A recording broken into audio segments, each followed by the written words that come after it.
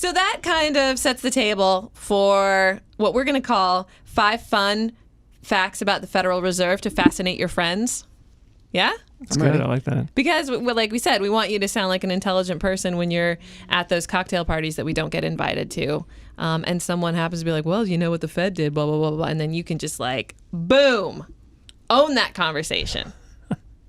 I'm excited. All right. The first fun fact is that the Fed doesn't actually set, you touched on this already, but the Fed doesn't actually set your interest rate on your car loan or your mortgage. No.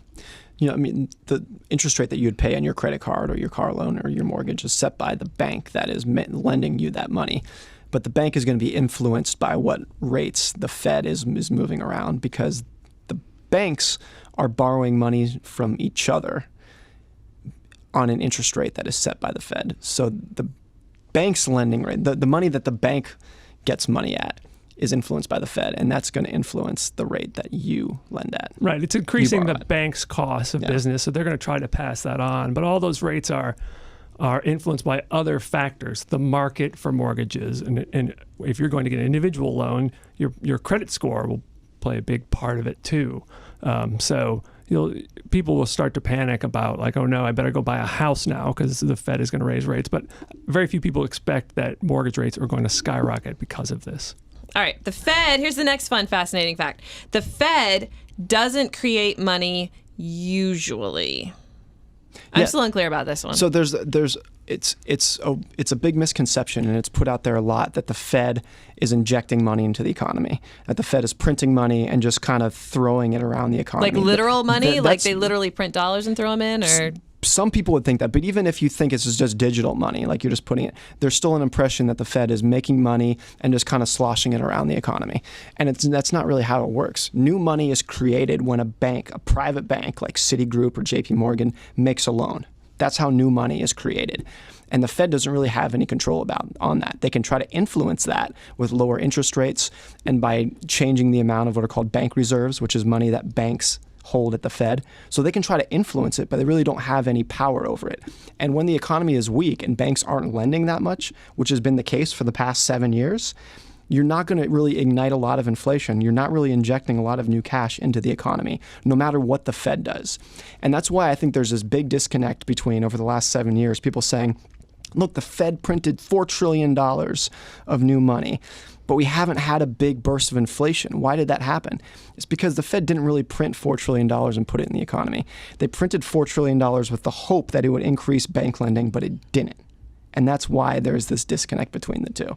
So the Fed can try to create new money, but it's really up to private banks to do it. And if they're not going to do it, it's not going to inject more money into the economy. Except in cases of extreme emergency, like the bailouts? Yeah. I mean, there are always little technicalities. Like there was, back in 2008, the Fed was loaning money directly to AIG and some other large banks. So that's a little different. But those loans were paid off as well. So even that, the cash didn't really start flowing into Main Street. Yeah, which leads us into the next part where the other fun, fascinating fact is that the Fed is actually a bank and it is extremely profitable.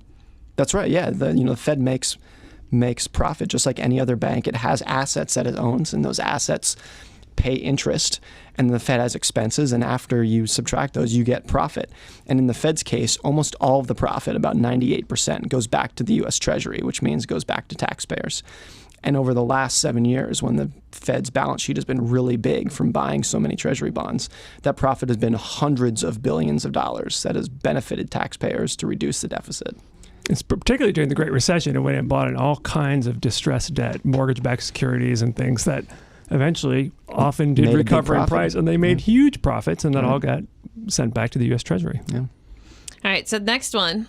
Banks all have preferred stock in the Fed. They are all part owners of the Fed. Yeah, this is a point that I think is not that big a deal, but it's great if you are a conspiracy theorist and want to think that the Fed is really out to get you.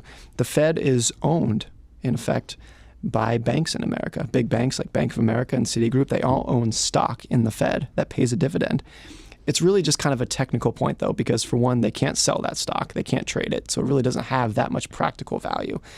And the banks don't control what the Fed is going to do either. So it's really like this technical point, but a lot of people will bring that up as proof of course, the Fed is bailing out the banks. The banks own the Fed. It's kind of like this public-private partnership.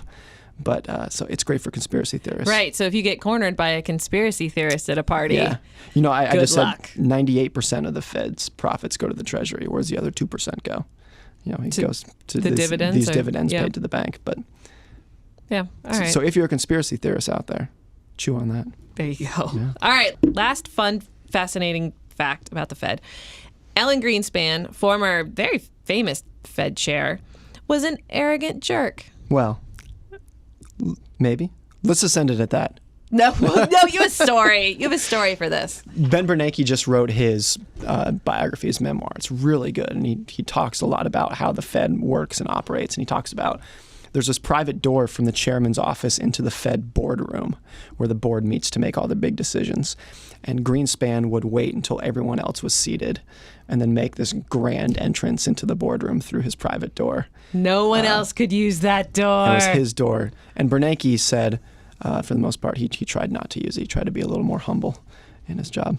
Oh, that's nice. I don't know if that makes if you were- Greenspan an arrogant jerk. If you were the Fed chairman, What? would you have a big ego? I think anyone in that room has a big ego. Yeah. Like any of those folks. If you're on the economists who could put on there, they're all. So you think Greenspan deserved that door? Oh, and I don't he know was about not that. being I don't- too hubristic to tell people that they couldn't go through I that just think door. Fun fact, arrogant actually. jerk is pretty strong. Bro actually has his own door to the Motley Fool cafeteria that only he uses, and he waits until all other employees are seated first, and then he makes a grand entrance. Sorry. What else should we call him then? I don't know. I mean, that obviously has a certain amount of perhaps self-importance about your job. I don't know if it makes you an arrogant jerk. I do know where he would write his speeches. Anyone know the answer to that one? I don't know. The toilet. Bathtub. Oh. Yeah. Yep. The phrase irrational exuberance and other great Greenspanisms were written in a bathtub. Like on Lots pen of- and paper? Like how do lots you of- do that? I hope so. I hope it wasn't on his laptop and he'd Right? drop it in there. Lots of Warren Buffett's best investment ideas came to him in the bathtub as well. He was not with Alan Greenspan at the time. however. A couple of them though. That's an Never adorable know. picture, though. Never They're know. two little heads sticking up on either side of the bathtub, typing away. What do you think of there's this? lots of bubbles. Lots So of bubbles. many bubbles.